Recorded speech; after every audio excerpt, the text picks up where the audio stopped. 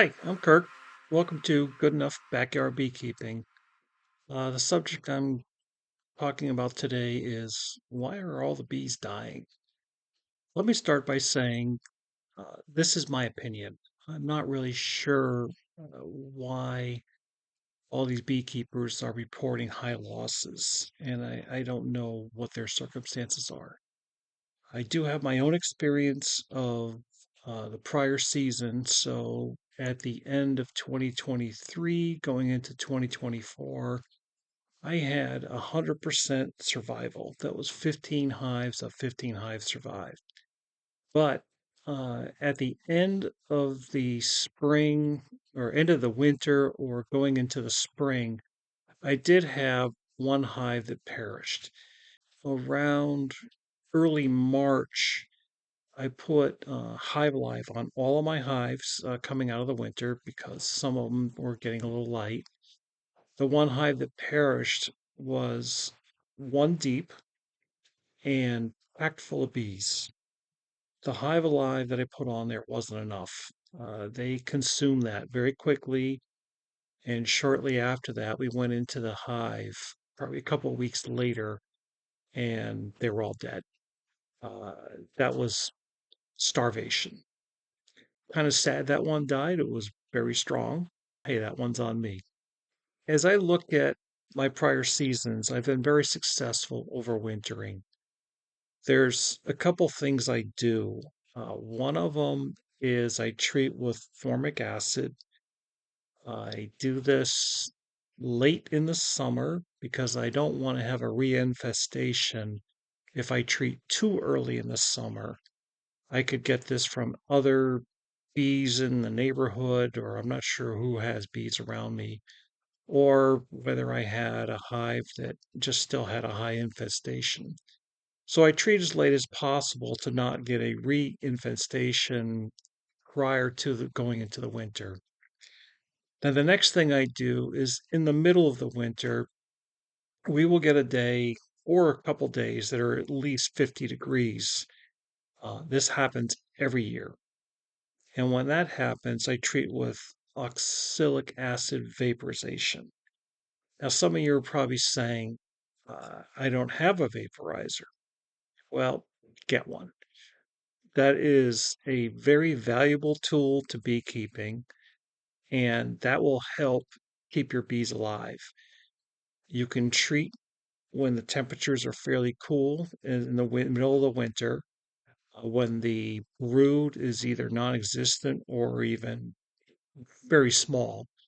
Even if there are mites under the cappings, you're not going to get a lot of reinfestation from mites, maybe some. When I started beekeeping, I heard about people having losses. Overwintering was very tough for them.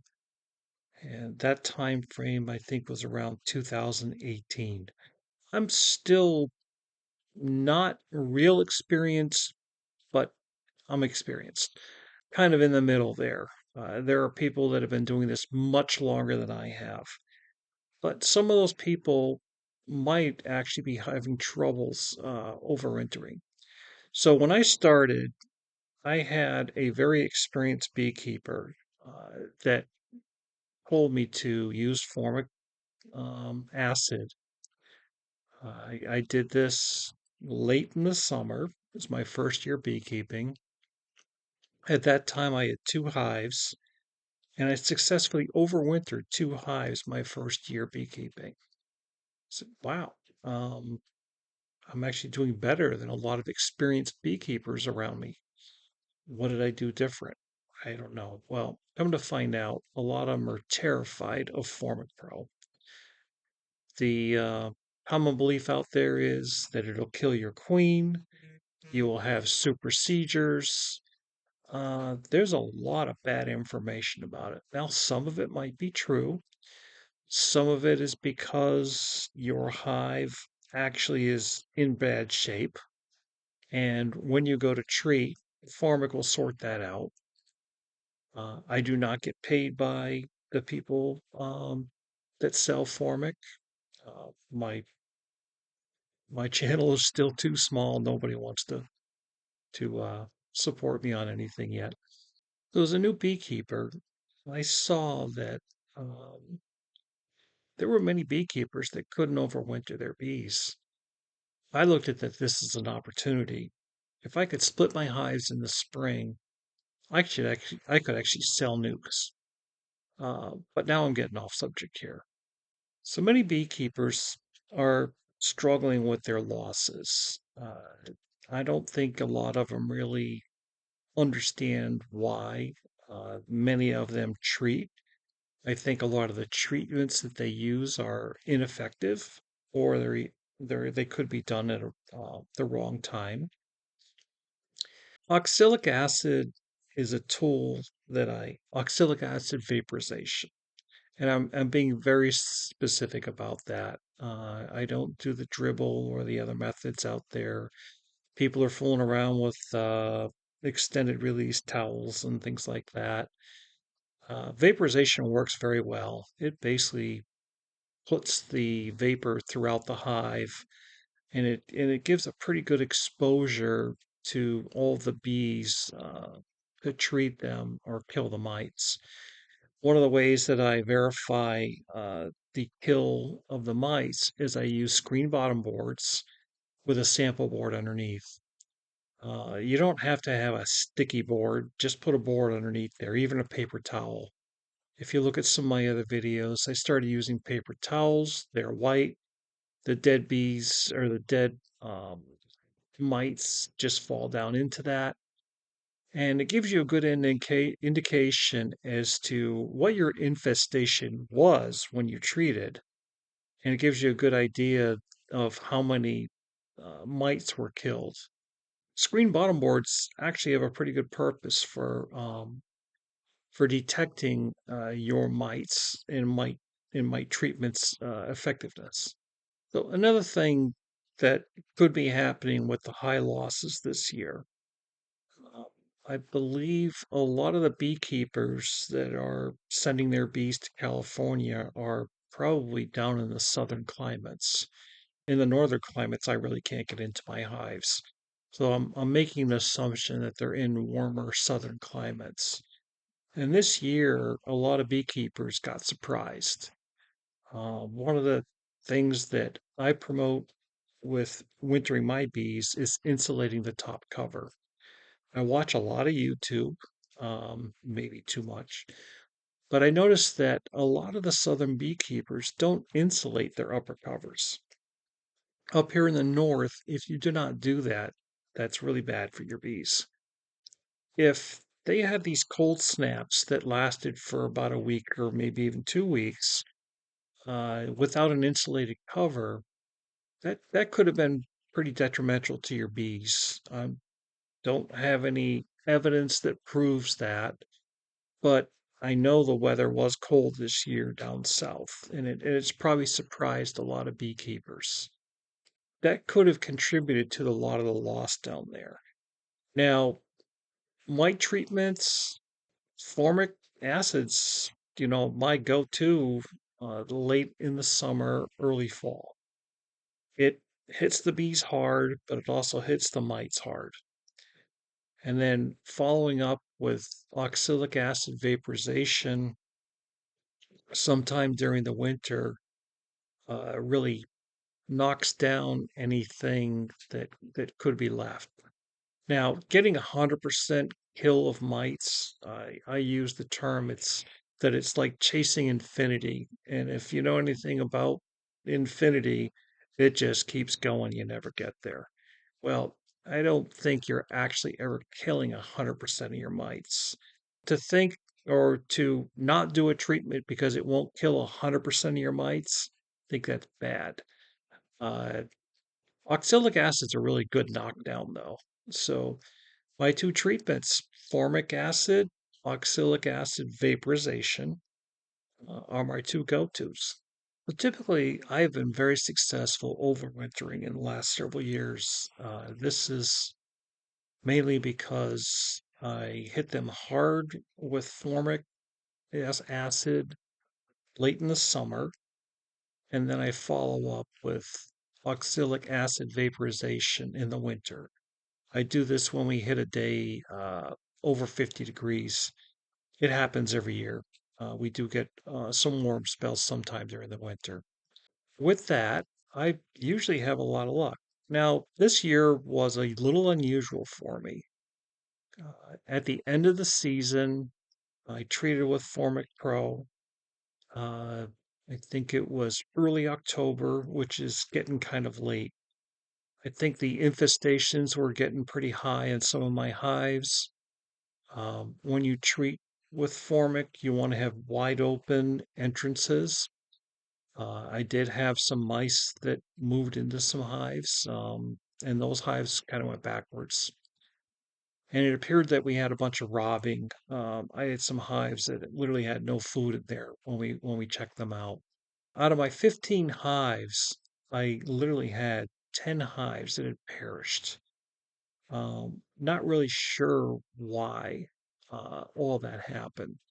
Some of the causes that I have, some of it was the mice, the robbing that happened. We had a lot of yellow jackets around here this season, and some of it was starvation. I took fall honey this year, and I was planning on feeding after I finished my formic, but come to find out it was too late. Those hives must have been weak. They got robbed out, and they were perished after the 2 weeks of treatment. So I lost 10 hives. Now, for me, I wasn't terribly upset. Uh, I'm physically not capable of taking care of 15 hives right now, so going backwards was actually not a bad thing for me. Now, the springtime, I'm going to see what I have left out of the 5 hives. Hopefully, I'll be doing spring splits. Probably going to hurt my honey production somewhat, but as long as I have a few hives left over, I can recover. I can definitely do some splits. So this video was mainly my opinions of the die-offs that are happening. I still think mites are our problem. Uh, I've heard some issues or some people actually discuss trachea mites. One of the things that I didn't mention earlier, I do use Hive Alive going into the winter on all the tops of my hives. I understand that that has thiamol in it, which actually treats for trachea mites. Correct me if I'm wrong in the comments. But I've had quite a bit of luck with the Hive Alive. If you want to summarize the mite treatments that I do formic acid, oxalic acid, and then the Hive Alive with a little bit of thymol there helps me get through the winter. One thing I noticed with Hive Alive in the winter, I have very little signs of dysentery. I guess that could be signs of nosema. But the hives come out pretty clean, probably much better than I've seen in prior years. So I'm a believer in Hive Alive in the winter. So this was my opinion on the die-off. I know I really didn't get into the root cause. I basically told you what I do and how I've been successful. My fall die-off was an abnormal thing that happened to me this year.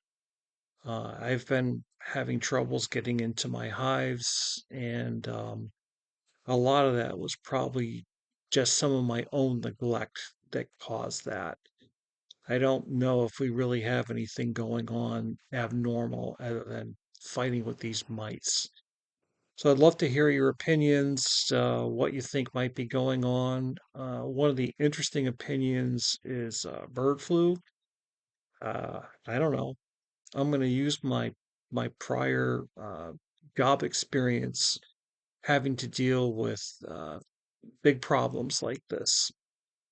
A lot of people have opinions. I tend to look in other directions than all of these opinions, and a lot of times I'm able to get to the root cause just by not following the crowd. Um, so don't be a crowd follower. Use the data. Talk to people that keep their bees alive. Okay, the people that their bees aren't making it through the winter, that are dying off, they may not be a good source for how to keep your bees alive. When I started beekeeping, uh, I talked to a very experienced beekeeper. He had me use Away Quick Strips, which is formic acid. Uh, it scared the heck out of me because after I treated, I had no brood. I couldn't find the queen. It was what everybody said. It kills your queens. Well, I'll take his advice, and he always told me be patient. He said if you want, you can feed 1 to 1, stimulate the hive, give it a look at another 2 weeks. I looked at that hive 2 weeks later. It was packed full of brood. The queen was thriving, and those 2 hives that I had made it through the winter. So thanks for the advice from the experienced guy. So ask the people that keep their bees alive how they do it. I created this video to share my opinion as to how I've been able to successfully keep my bees. I watch a lot of YouTube videos. I see a lot of things that I kind of go, not really sure if I like that. It's not to say that I'm an expert in this area. I've been pretty successful at it, and I wanted to share with others the method that I use to keep my bees alive. I don't do anything special. I don't go crazy with over treating, but I am also not treatment free. If you can go treatment free and have your bees live, more power to you. I know a lot of people have been trying to do that and then they get bit in the butt later on. Being treatment free doesn't mean not or neglecting your bees. There actually is quite a bit of work to being treatment free. I'm not trying to say that the high losses that beekeepers are having is due to their own doing. Um, I think this has surprised a bunch of beekeepers. I hope we do get to the root cause as to what really happened. Are we dealing with another uh, colony collapse problem? When I started beekeeping, it was kind of right in the middle of it. So I never did enjoy the easy beekeeping that people talk about. I didn't get in during that time. So I wasn't surprised by the problems that were out there. But I had good advice when I started. I've been able to be pretty successful since then. So this video was basically to share how I've been successful year over year. I hope that my abnormal fallout was my cause, not because there's a new problem out there. This coming season will be a real test to see if there is something new out there or is it just some mistakes I made in the fall. Good luck with your beekeeping. I'd love to hear your opinions as to what you think is going on. Tell me whether you treat, you don't treat, what treatment you're using, how successful have you been year over year keeping your hives. So thanks for watching. Like and subscribe. It helps the channel out. And see you next video.